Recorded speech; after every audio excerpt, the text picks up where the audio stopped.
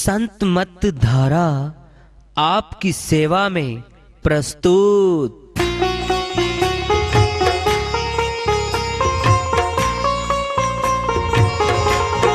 जो चाहता है प्रभु प्यारा वो आओ संत मत धारा। भक्ति भेद बता कर सारा वो कर दे भव के पारा। जो चाहता है प्रभु प्यारा वो आओ संत मत धारा। भक्ति भेद बता कर सारा वो कर दे भव के पारा। जो चाहता है प्रभु प्यारा।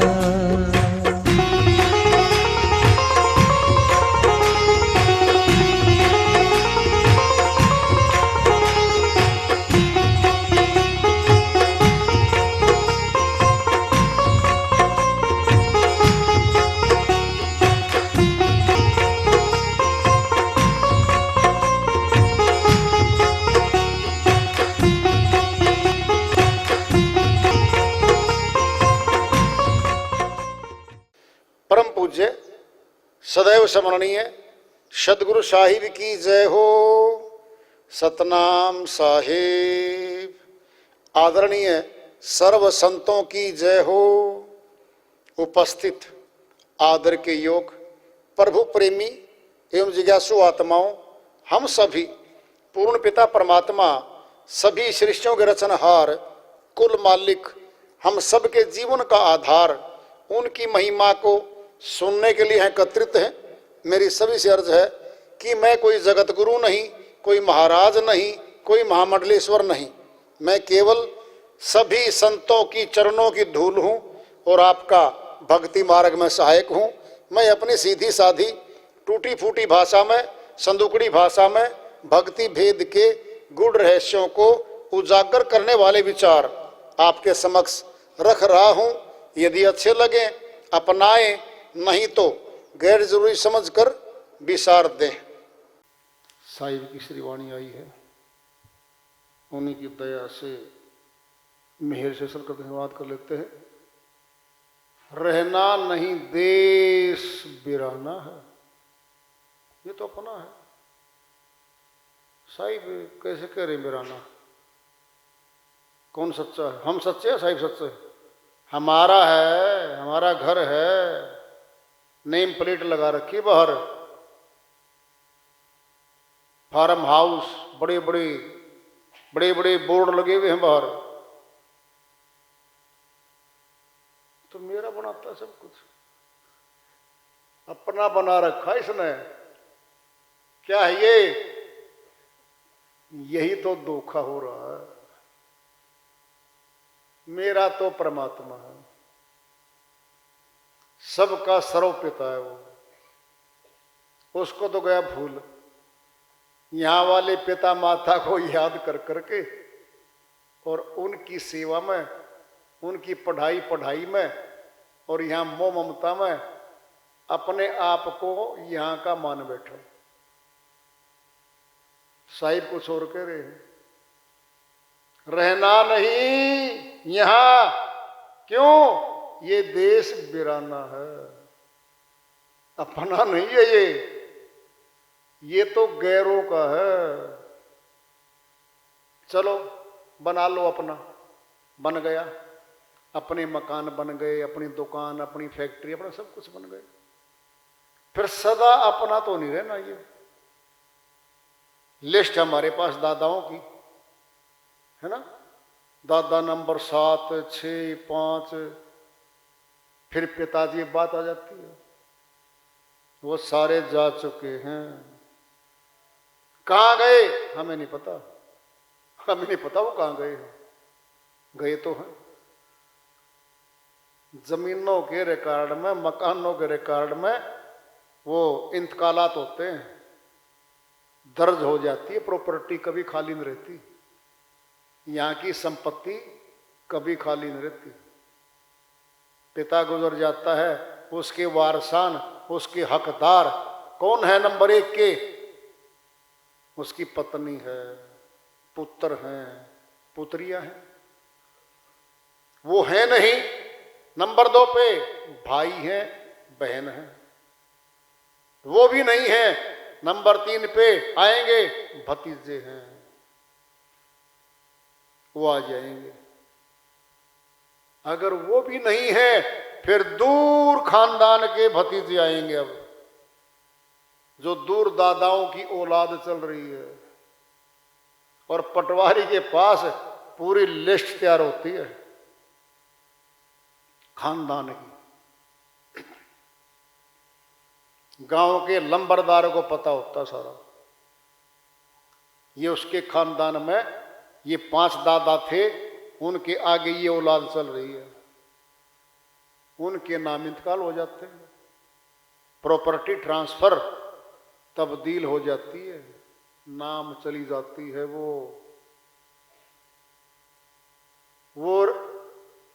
जमीन का रिकॉर्ड, प्रॉपर्टी का रिकॉर्ड बता रहा है कि अपना भी नहीं रहेगी ये प्रॉपर्टी, क्योंकि दादाओं से अपने पास चली आ रही है पिता के द्वारा। साहिब सीधा ही तो बोल रहे हैं, रहना नहीं भाई, नहीं रहना यहां, देश बिराना है।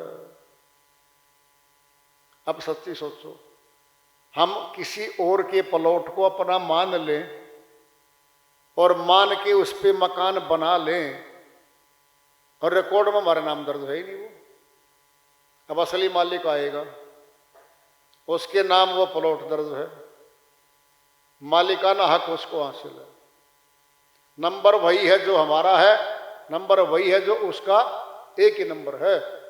अपने पास तो कोई रिकॉर्ड ही नहीं है। अगर ऐसे मकान बनाने से तुम मालिक बन जाता, फिर तो ताकतवर सारे गांव की जमीन पे बड़ा बड़ा मकान है साहब देते, भाई कह देते हमारे मकान बने हुए सारी जमीन पे, भाग जाओ, निकट मत आओ। ये मनुष्य बड़ा सयाना था, सब बंदोबस्त किया इसने। ताकतवर मनुष्य गरीब मनुष्य के प्रॉपर्टी पे, जमीनों पे, मकानों पे कब्जे ना करे, कानून बनाए। रक्षा करने के लिए पुलिस, माननीय अदालतें बनाई, और जो नहीं मानता, अपराध करता है, सिद्ध होते ही जेलें बनाई हैं। बना रखा मनुष्य ने। दूसरे के हक पे कब्जा करते ही मुकदमा शुरू हो जाएगा। अपने पिता की, अपनी खरीदी जमीन पे, जिस पे मालिकाना हक मिलेगा, लिखा जाएगा रिकॉर्ड में, ये मालिक और काबिज है इस प्लॉट का, इस मकान का, ये आदमी है।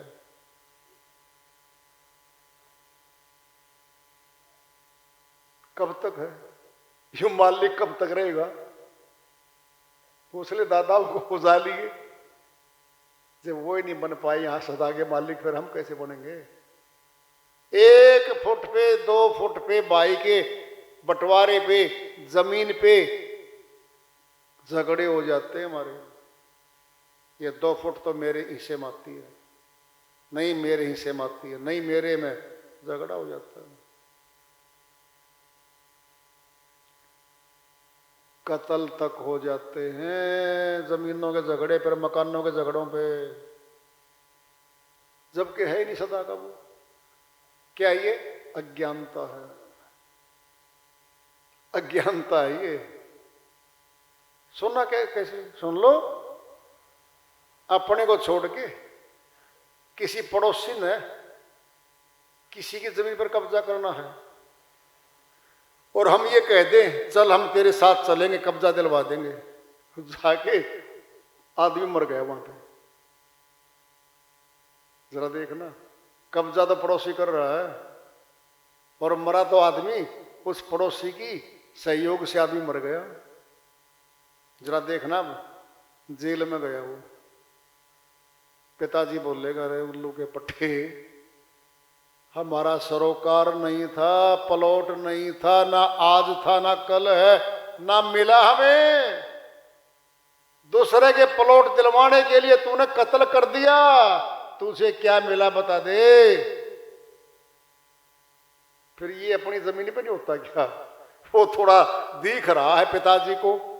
फिर घरवाली जमीन भी इसी तरह है, मार काट करते हम।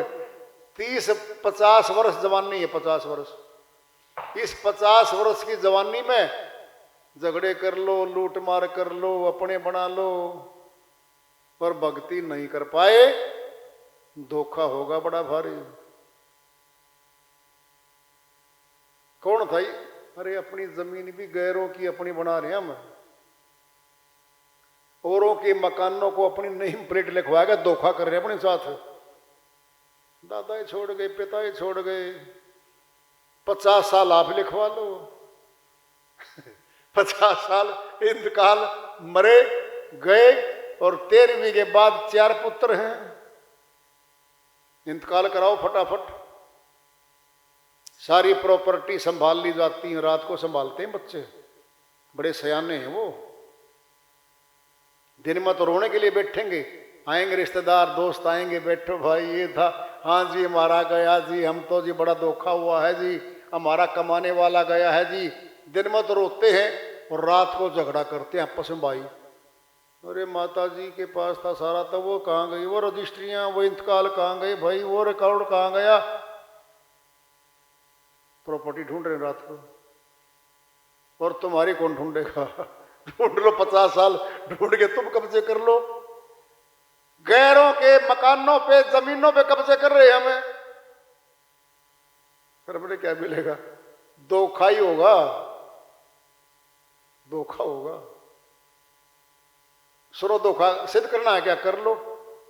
हमने गलती से किसी की जमीन पे चला के ट्रैक्टर कब्जा कर लिया, और वो आदमी विदेश में गया हुआ था, ऐसे लगा लो, और भाई 20 साल के बाद कमा के 50 करोड़ रुपये और वापिस आ गया वो आदमी। उसके नाम तो जमीन खड़ी है भाई, उसने निशानदेही करवाई, 3 एकड़ जमीन पे दूसरा कब्जा पाया। वो बोला भाई छोड़ दे, ये देख ये मालिकाना हक है, तू दिखा रिकॉर्ड में, उस पर नाम रिकॉर्ड है ही नहीं। क्या होगा? 10 साल के बाद अपनी जमीन मानता रहा, बिजाई करता रहा जो आदमी, और जब निशानदेही हुई दूसरे की निकली, तुरंत छोड़ दी। दुख तो होया होगा। 3 एकड़ जमीन, 10 साल बिजाई करी, दूसरे की जमीन को बिजाई कर गया, दुख तो होया। फिर ये अपनी कह रहा है ये भी तो न्यू होनी है, इसकी भी तो निशानदेही होनी है, गया काम से। साहिब इसी बात की पुष्टि करेंगे। अब रहना नहीं देश बिराना है, पूरे संसार की तुलना करेंगे, बीच में अपना मकान भी आ गया, अपने भाई भी आ गए, अपने परिवार भी आ गए, संसार के बीच में बैठे हम भी सभी। यह संसार कागज की पुड़िया, बूंद लगी घोली जाना है। बच्चे बनाते हैं कागज की कश्ती और जल में तरा देते हैं, वो उड़ती है चलती है, देखते देखते भाई कागज तो घुलेगा पानी में, जल में, घुलते घुलते घुलते घुलते वो कश्ती घुल जाती है। क्या है? हमारा ये शरीर भी कागज की पुड़िया है, ये भी घुलेगा और सारा संसार घुलेगा। साहिब हमारी तुम्हारी नहीं कह रहे, यह संसार कागज की पुड़िया, ये सारा संसार ही कागज की पुड़िया है। बूंद लगे घोली जाना है। यह संसार कांटे की बाड़ी, कांटेदार झाड़ियां खड़ी हैं भाई। सुनोगे दृष्टांत? सुन लो। एक किसान ने 2 एकड़ में तो बाग लगा दिया आम का, और 4 एकड़ 5 एकड़ में लगा दी भाई कांटेदार झाड़ी, और कांटेदार झाड़ी जल्दी। सुनो ध्यान से बात, अब तुम ध्यान से सुन लो। आम का पौधा फलदार बनाने के लिए किसान ने क्या करना पड़ेगा? दिन रात तो उसकी खुदाई, गुड़ाई, रक्षा, पानी, खाद हर रोज कर रहा है। और 3 वर्ष में पैदा फलदार पौधा बन गया भाई, और कांटेदार झाड़ी बीज दी। पता क्या होता है, वो झाड़ियां जल्दी फैलती हैं, 1 वर्ष में तो पूरी फैलेगी वो। क्या ये कांटेदार झाड़ियां क्या है? बुराई है ये, जल्दी फैलती है। अच्छाई बहुत धीरे धीरे चलती है। हम अच्छे बनने जा रहे हैं, धीरे धीरे बनेंगे। 5 वर्ष में लोग कहेंगे ये आदमी अच्छा बन गया भाई, ये सारे काम अच्छे करने लग गया। बुरा बनना है 1 घंटे में, 1 घंटे में बुरा बन जाएगा। कैसे बनेगा? 2-4 बच्चों को पीटिया पड़ोस का बिना कसूर के, उसके पीछे पीछे पुलिस भाग रही है। चोरी कर ले गया 2-4 होगी, पीछे पीछे पुलिस भाग रही है। यानी 20 अपराध कर दिए शाम तक, और 20 मुकदमे दर्ज भाई। क्या हो गया? अखबार में छपेगी अगले दिन, ऐसे ऐसे वारदात कर गया एक जना, और पुलिस ने बड़ी मुश्किल पकड़ा है, और आज जेल में बैठा है वो। मुनादी हो गई, बदनाम न होंगे तो क्या नाम न होगा? नाम तो वहां भी हो रहा है, बदनाम जल्दी होता है, बुराई जल्दी फैलती है। अच्छाई की गति बहुत धीरे धीरे चलती है। कांटे की बाड़ी, कैसे कांटे की बाड़ी देखना है, सुन लो ध्यान से। मनुष्यों के अंदर बैठी है कांटे की झाड़ी, ये दिखेंगी जब कर्म करेगी तब दिखेंगी। एक वृद्ध आदमी खड़ा था, और भाई उसके पास थोड़ा एक थैला था। उधर से एक जवान आया, अब चढ़ने की तैयारी कर रहा है। वृद्ध बस की गेट में खिड़की में खड़ा है, और वो आया, धक्का मारा बूढ़े का। अरे भाई क्या कर रहा है, तुझे दिखता नहीं मैं आ रहा हूं? तो कौन है भाई? सर जवान है वो कांटेदार झाड़ी में लगे, अभी देखना अभी क्या होगा। भाई बुढ़ा का थोड़ा शरीर डगमगाया, वो गिर गया। अब साथ में एक और खड़ा था भाई, शरीफ आदमी। तुझे दिखाई नहीं दिया? तेने बुढ़ा का धक्का मार दिया, तू बीच में क्या करने आया? तू क्या करने आया? आपस में झगड़ा हो गया, दोनों आए, कमीज फट गए, घड़ी टूट गई, मोबाइल टूट गया। वहां पर कौन है? कांटेदार झाड़ियां घूमती हैं, और देखनी है रात को। ये दिन में कोट पैंट पहन के चलने वाले, अच्छे अच्छे दिखने वाले, रात को 5 जने चलेंगे, और अच्छे रोड पे जहां बड़ी बड़ी गाड़ियां आती हैं, लकड़ डाल के और मंकी कैप पहन के, और खड़े हो जाएंगे पिस्तौल लेके। अब गाड़ी आएगी सेठ जी की भाई, और रोक दी। अब सेठ जी बोले भाई क्या बात है? बात तो बाद में करेंगे, चाबी पकड़ा फटाफट, चाबी छीन लेंगे, मोबाइल पहले छीन लेंगे, मोबाइल फोन की बात नहीं कर सके, ये माल निकाल ले, सारा माल लूट लेंगे उसका। और पता क्या कहेगी सेठ जी? भाग के देखा कैसा भागते हो आप। क्यों? गोली मार देंगे, भाग ले। गाड़ी छोड़ गया, मोबाइल छोड़ गया, गले की चैन भी छोड़ दी, हाथ में कड़े थे छीन लिए, पर्स भी छीन लिया, और नई गाड़ी आई थी 6 महीने पहले, वो गाड़ी भी छीन ली। और सेठ जी पैदल जा रहा है, और ले उड़े गाड़ी को भी श्रीमान जी। कौन है वो? वह कांटेदार झाड़ी मनुष्य में बैठी। साहिब ने खेतों में खड़ी कांटेदार झाड़ी की बात नहीं करी है। इस संसार में है ये संसार कांटे की बाड़ी, उलझ पुलझ मरी जाना है। यह संसार झाड़ और झांखड़, आग लगे मरी जाना है। क्रोध अग्नि है मनुष्यों में, खुद भी जलते हैं, औरों को भी जलाते हैं। कहें कबीर सुनो भाई साधो, अब बताएंगे सतगुरु नाम ठिकाना है। जो सतगुरु सतनाम का भेद देता है वो जीव आत्मा को ठिकाने पे ले जाएगा जहां से आया था। अन्य कोई ठिकाना इस जीव आत्मा का नहीं। क्रोधी व्यक्ति होता है, हार्ड होता है, सख्त होता है। एक कोमल आदमी होता है। दर्शन ले लो पिंड में एक संत जी बोले, भाई 2-3 शिष्य थे उसके। कहता भाई शिष्य मेरे पास आओ। वो आ गए। अब जो है वो संत जी हो रहे थे लगभग 65-70 साल के भाई। कहता भाई शिष्यो मेरे मुखड़े में देखो दांत कितने बच रहे। वो देखे भाई दांत एक भी नहीं बच रहा। कहता गुरुजी एक भी दांत नहीं बच रहा। कहता अच्छा रे। अब जीभ देखो, जीभ तो है जी।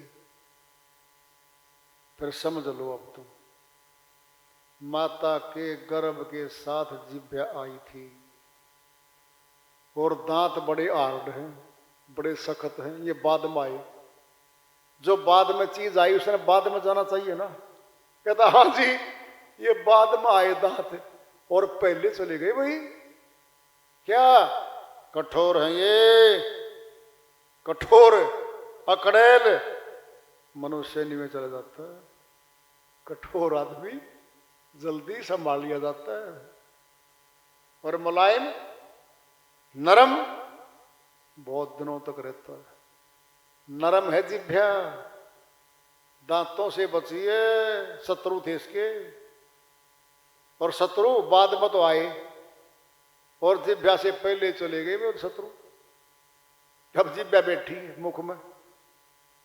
क्या अर्थ है इस बात का? कठोर है कौन? दांत। फिर कठोर आदमी की भी उम्र कम पानी चाहिए भाई। ले मरेगा दूसरे को वो नहीं पता। दांत भी काट देते हैं। किसको? रोटी को। और दूसरे के लग गए तो दूसरे भी काट देंगे। ये छोड़ते नहीं है। यह काम में यूं है। हार्ड है ये, बहुत कठोर है। कठोर मनुष्य भी जल्दी खाली कर देगा जगह को। मर जाएगा या मार दिया, किसी को मार दिया तो जेल में गया, मर गया तो तमाम काम तमाम हो लिया उसका। अकड़ेल व्यक्ति, कठोर व्यक्ति, अहंकारी व्यक्ति कठोर होते हैं। क्या कहते हैं? मैं नहीं मुड़ा करता, मैं नहीं झुका करता। ये है कठोर। कौन है ये? दांत हैं, जिभ्या नहीं है। जिभ्या कौन है? भगत। प्रभु भक्त होते कोमल, वो नरम होते। झुकते वो हैं जिनमें जान होती है। अकड़े रहना तो मुर्दे की पहचान होती है।